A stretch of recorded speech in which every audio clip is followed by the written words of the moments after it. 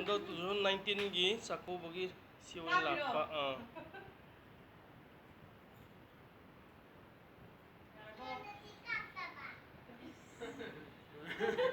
Koi nauton sina koi abizini.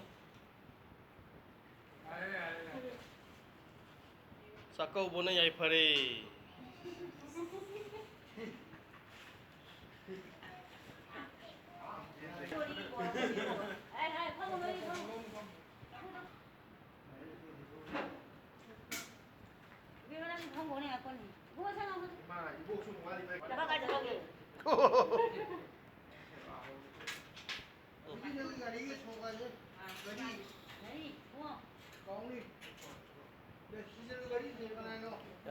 Yamnadi kaphaudre. Yamna kaphaudre.